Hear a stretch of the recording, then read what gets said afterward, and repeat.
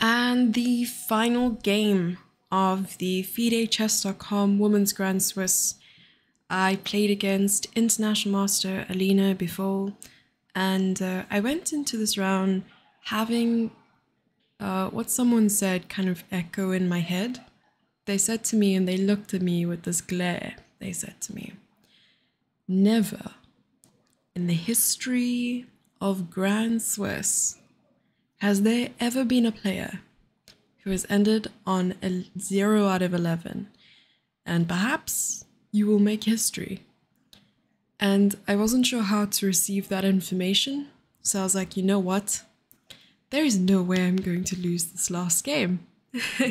So I went in with unformidable determination, and I thought to myself, okay, if there's ever a time to shine, it's going to be now. So I'm going to run you through the game. Of course, I expect a little bit more out of the end in terms of result, but nonetheless, I walked away with the egg being broken, the 0 not being a 0. So let's begin. So Alina played the Caro-Kann against me, e4, c6, d4, d5. And I had actually prepared against the French instead of the Caro-Kann, but here I went ahead and played against it anyway. I had one other Caro-Kann that I faced in the tournament, and that was against Jovanka Huska. And unfortunately, I didn't play actively enough to try and gain an advantage. And of course, I was just on the back foot most of the game. So here I decided to play a little bit more dynamically. And after the exchange of knights, instead of a move like bishop to e2 or knight to f3, bishop e2, I decided to play bishop to e3. And my plan was to keep my options open in terms of long castling or short castling, queen d2, knight to f3, bishop d3. And of course, if bishop g4 comes, I don't mind losing this knight and exchanging it for the pawn, just because I get the open g-file, assuming black will short castle. So the natural continuation was bishop to d6, bishop to d3. And here I was actually following my brief viewing of the game, Irene Sukanda versus Maria Mozichuk.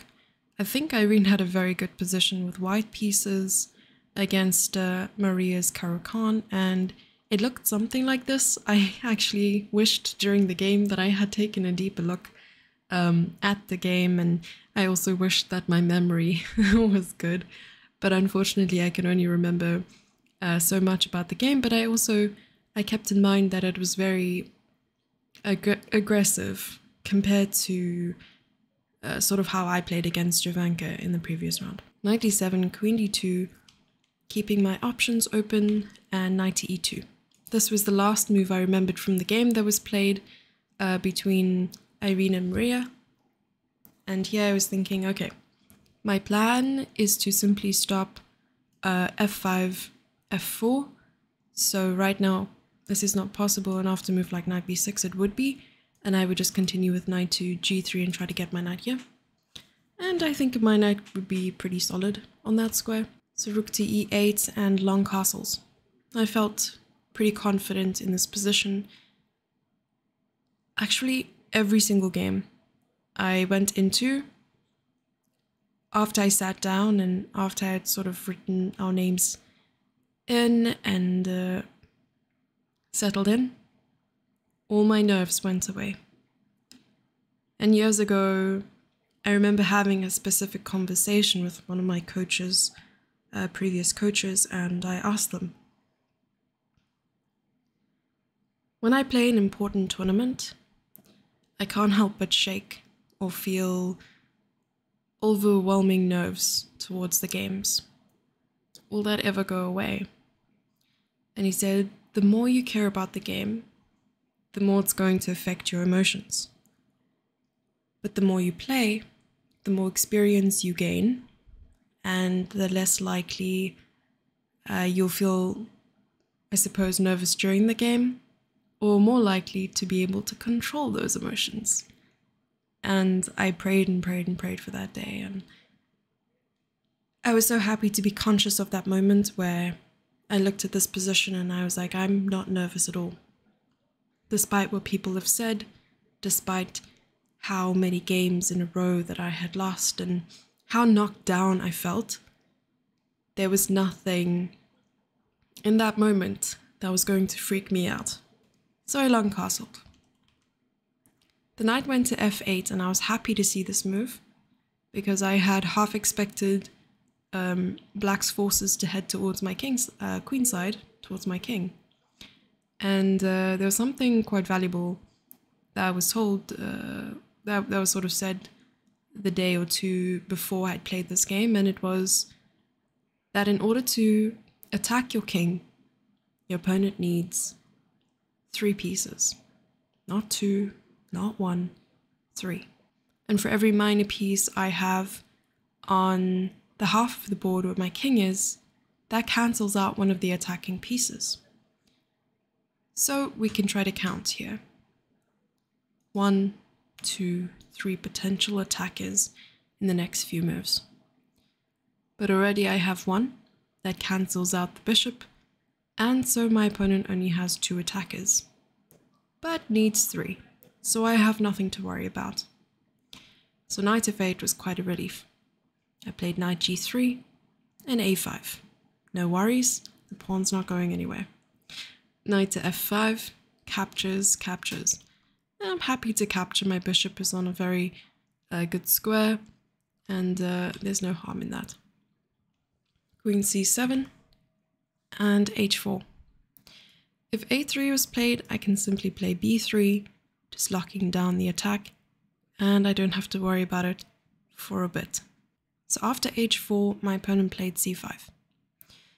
When someone attacks you on the flank, you can often counterattack, depending on whether a pawn storm is possible, or you can attack in the center.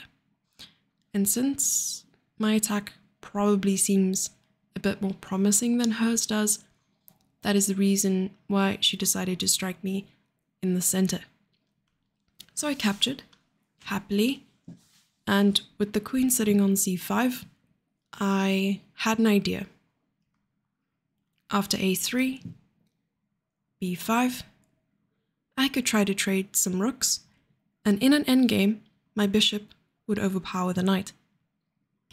The reason I say a bishop would be better than a knight in this endgame is because we both have 2 sets of pawn islands on either side of the board.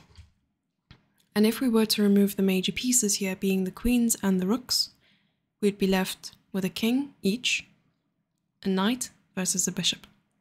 And my bishop would easily be able to defend on both sides, as well as attack on both sides.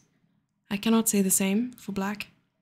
I have an extra pawn on the queen side, and the extra pawn on the king side that black has is immobile.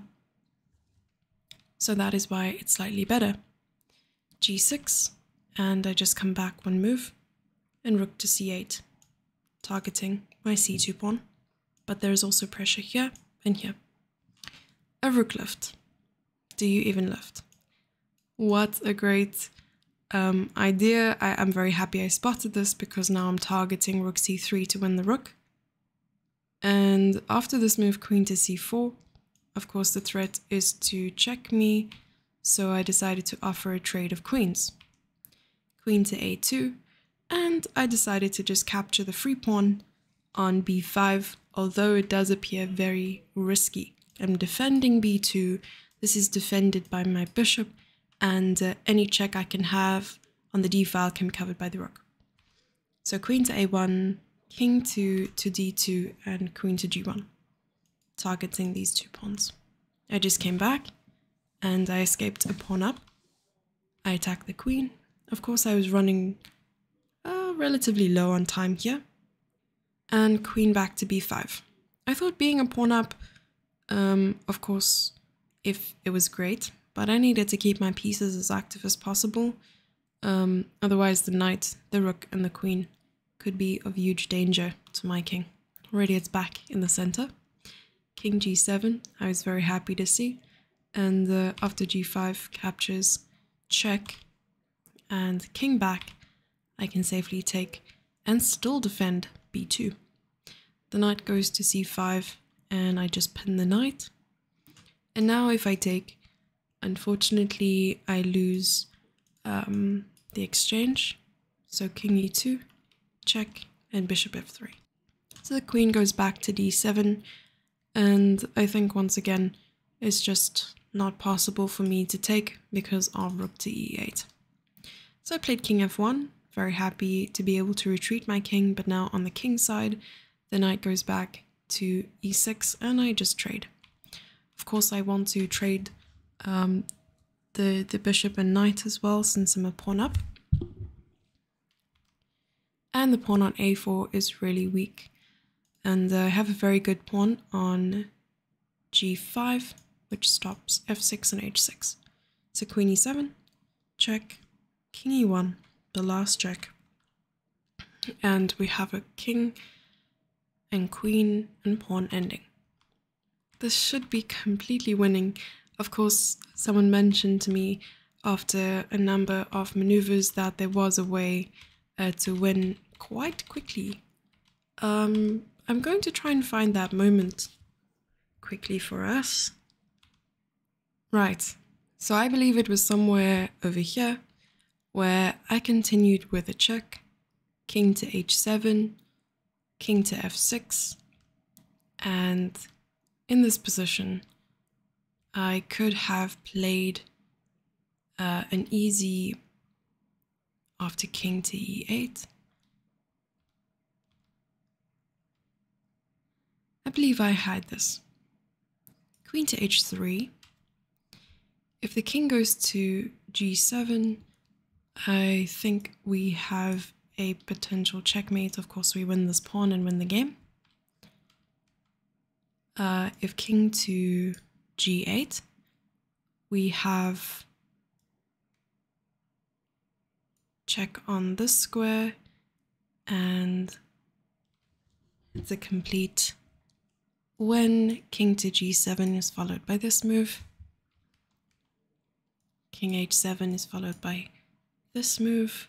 So there were multiple ways of winning that I had completely missed, but I did have a minute on the clock, unfortunately. But we ended up trading off and agreeing on a draw. So yes, it was a tough and grueling 12 days since there was a rest day, but I'm so privileged to have had the opportunity to play in the Grand Swiss, and I feel like I came back a lot stronger, and I can't wait to make more videos, of course more exciting ones, more comical ones, and you'll see, there is a lot to look forward to. Thank you so much, and that concludes the Grand Swiss analysis series. I guess we can maybe even put together a little playlist. Okay guys, thank you so much for your support. Bye. Mwah.